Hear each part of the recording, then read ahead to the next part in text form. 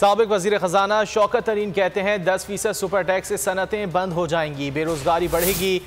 उन्होंने कहा कि फैक्ट्रियां बंद होनी शुरू हो गई हैं, गाड़ियों की प्रोडक्शन बंद होनी शुरू हो गई है, मोबाइल कंपनियों की प्रोडक्शन बंद होने की भी इत्तलात हैं। कराची में न्यूज़ कॉन्फ्रेंस करते हुए शौकत तरीन ने कहा हुकूमत 750 अरब रुपए की पेट्रोलियम लेवी लगाएगी। बजट पर बजट लाए जा रहे हैं, हुकूमत मईशत पर झूठ ना बोले, इलेक्शन ना हुए तो हमारा हाल श्रीलंका जैसा हो जाएगा। मुजम्मिल असलम ने टैक्स दे दिया, कहा मुल्क की पैदावार मनफी जोन में चली जाएगी, माशी हालात बहुत बुरे हो चुके हैं। हमने कहा कि 13 कंपनियों पे 10% रेट बढ़ा दिया, 750 अरब रुपए का पेट्रोलियम लेवी लगाएंगे।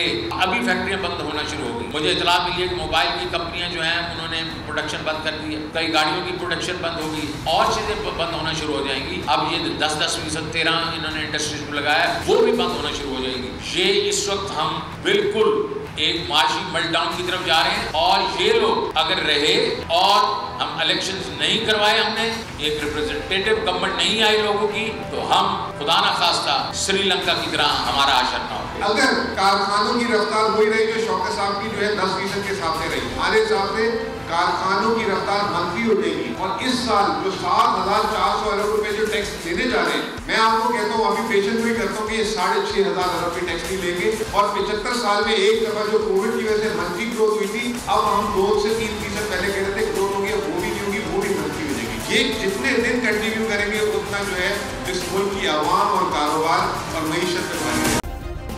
सब्सक्राइब करें और बेल दबाएं ताकि कोई खबर रह न जाए।